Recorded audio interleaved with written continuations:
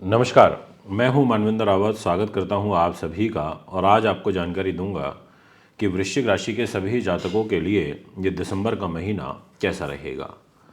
देखिए, 5 दिसंबर के बाद ये जो मेरी वीडियो है एप्लीकेबल रहेगी और जो इसमें ट्रांजिट की पोजीशन रहेगी वो बड़ी महत्वपूर्ण है। कारण ये है कि सूर्य ग्रह का भी राशि परिवर्तन होगा और सूर्य राशि परिवर्तन करेंगे दिनांक 16 तारीख को और वो धनु राशि में आ जाएंगे। धनु राशि के अंदर सूर्य का आना एक तरीके से आप ये समझ सकते हैं कि वो काफ़ी अच्छी परिस्थितियों की ओर निर्माण करेंगे और यानी कि आर्थिक रूप से आपको लाभ पहुंचाएंगे और ये प्रभाव 16 तारीख से आपके जीवन में देखने को मिलेगा। इसके अलावा मंगल ग्रह 6 दिसंबर से कर्क राशि के अंदर वक्र चाल में यानी कि उल्टी गति से चलने शुरू होंगे। शुक्र देव आपको 2 दिसंबर से लेकर 28 दिसंबर तक मकर राशि में रहते हुए रिजल्ट देंगे और 28 दिसंबर की रात को 11:40 से इनका कुंभ राशि के अंदर प्रवेश होगा। बुध 15 दिसंबर को वृश्चिक राशि में मार्गी हो जाएंगे यानी कि सीधी चाल चलने लगेंगे। तो ये तो है आपका वृश्चिक राशि का ट्रांजिट, यानी कि कौन सी राशि में कौन सा ग्रह गोचर करेगा। अब मैं आपको जानकारी दूंगा इसी विषय को आगे बढ़ाते हुए कि आखिर मान सम्मान के लिए, कैरियर के लिए, फाइनेंस के लिए, हेल्थ के लिए ग्रह स्थिति कैसी रहेगी। दोस्तों, आपके कैरियर का जो लॉर्ड रहेगा वो है सूर्यदेव। आप देख सकते हैं ये जो डिस्प्ले में कुंडली यहाँ पर लगी हुई है, इसमें आप देखेंगे कि जहाँ 5 नंबर लिखा है ये है सिंह राशि और ये जो बॉक्स है यानी कि खाना है ये कर्म भाव है, इसको दशम स्थान बोलते हैं।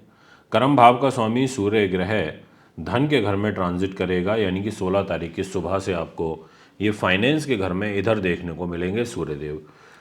अच्छी बात है, अगर कर्मेश पैसे के घर पे जाके बैठता है तो आर्थिक रूप से समृद्धि लेकर के आता है, आर्थिक उन्नति के योग बनाता है, ऐसा ग्रह गोचर दिखाई देता है।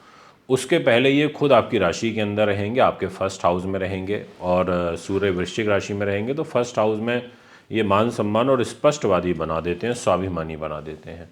तो यानी कि आपका मान सम्मान इस महीने अच्छा रहने वाला है, उसको लेके कोई चिंता वाली बात नहीं दिखाई पड़ती। इसके अलावा आपके आर्थिक रूप से भी ये महीना आपके लिए सपोर्टिव रहने वाला है और साथ में परिवार के घर में जब सूर्य का गोचर होगा तो सेपरेटिव नेचर है तो कुछ परिवारजनों के साथ में कलह कलेश जैसी स्थिति बन सकती है। आपको अपनी वाणी पर नियंत्रण रखना होगा क्योंकि ओजस आपकी वाणी के अंदर देखने को मिलेगा। आप अपने शब्दों से सामने वाले व्यक्ति के ऊपर एक प्रभाव छोड़ेंगे यानी कि कर्मेश आपका धन के घर पर ट्रांजिट करेगा। मैं आपसे बात करना चाहता हूँ इसी विषय को आगे बढ़ाते हुए कि आखिर आपका हेल्थ का घर कैसा रहेगा। स्वास्थ्य की जिम्मेदारी मंगल के पास है और मंगल खुद नीच के होकर के आपके भाग्य के घर में ट्रांजिट कर रहे हैं। इसका मतलब मंगल अच्छी स्थिति में नहीं है, वो खुद नीच के हो गए हैं और दिनांक 6 दिसंबर से मंगल उल्टे भी चलेंगे तो कहीं ना कहीं रक्त संबंधी विकार, मांसपेशियों से संबंधित विकार, ब्लड प्रेशर रिलेटेड विकार और आंतों से रिलेटेड प्रॉब्लम आना, बॉडी के अंदर जो रेड सेल्स होते हैं उनका डिस्टर्ब होना और बैकएक की दिक्कत होना, ऐसे ग्रह योग दिखाई देते हैं। और पिता को अभी विशेष रूप से स्वास्थ्य का आपको ध्यान रखना होगा। ये ग्रह गोचर यहाँ पर प्रतीत होता है गोचर अनुसार, यानी कि पूरे महीने मंगल ग्रह आपके स्वास्थ्य के दृष्टिकोण से अच्छे नहीं हैं। बात करना चाहूँगा आपके सुख साधन प्रॉपर्टी वाहन की। इस घर का जो दायित्व है वो शनि के पास आ जाता है। आप देख रहे हैं जहाँ पे 11 नंबर लिखा हुआ है, ये 11 नंबर है कुंभ राशि और इस कुंभ राशि के स्वामी हैं शनि महाराज और शनि देव कुंभ राशि के लॉर्ड होकर के ट्रांजिट विशेष रूप से अपने ही घर में कर रहे हैं, मार्गी गति से शश राजयोग में कर रहे हैं। तो ये योग आपके लिए बड़ा अच्छा है, लाभदायक है, उन्नतिवर्धक है। यानी कि शनि का कुंभ राशि में गोचर आपके जीवन में कुछ नए घटनाएं घटित होंगी अपना सुख साधनों के दृष्टिकोण से। इसके अलावा आपके जो प्रॉपर्टी रिलेटेड या जो लोग मेटल, एल्यूमिनियम, लोहे से रिलेटेड या भूगर्भ से रिलेटेड, पृथ्वी का भूगर्भ जो होता है, ये कोई आलू, प्याज, मूली ऐसी चीज़ों का कार्य व्यवसाय करते हैं तो उनके लिए अच्छा रहेगा। यानी कि एक तरीके से यहाँ पर शनि के राजयोग से आपको अच्छे खासे एडवांटेज प्राप्त होंगे। अगर बात करी जाए कि क्या किसी से कोई धोखा फरेब चीटिंग ऐसा कुछ तो नहीं हो सकता, तो मैं बिल्कुल कह सकता हूँ कि ऐसा योग मुझे गोचर के अनुसार नहीं दिखाई देता, क्योंकि शुक्र 28 दिसंबर तक आपके थर्ड हाउस में रहेंगे, जो कि एक पॉजिटिव साइन है। यहाँ रह कर के शुक्र आपको सपोर्ट करेंगे। बात करना चाहूँगा आपसे एजुकेशन के पॉइंट ऑफ व्यू से, तो जो भी बच्चे अपना ग्रेजुएशन तक की शिक्षा की तैयारी कर रहे हैं उनके लिए जो ग्रह गोचर है वो काफ़ी उचित है। परंतु जो लोग हायर स्टडीज़ कॉम्पिटिटिव एग्ज़ाम्स की तैयारी कर रहे हैं उनको निश्चित तौर पर कहीं ना कहीं बाधा परेशानी कलह कलेश उत्पन्न होगा, ऐसी ग्रह स्थिति दिखाई पड़ती है।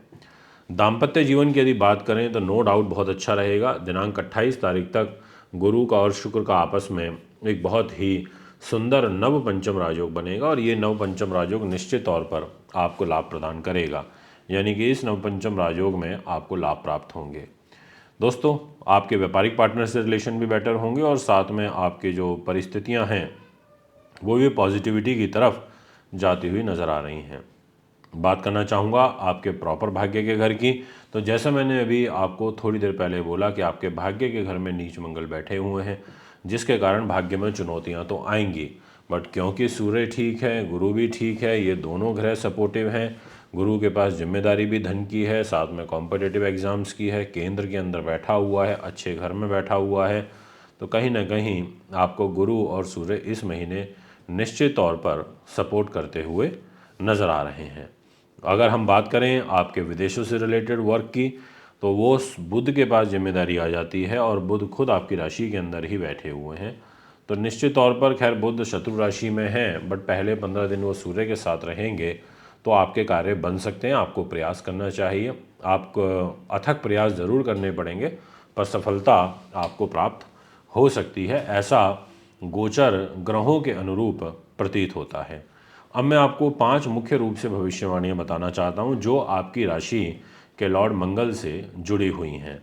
अब मंगल जो है पहली भविष्यवाणी के रूप में वो आपकी राशि का लॉर्ड होकर नीच हुआ है।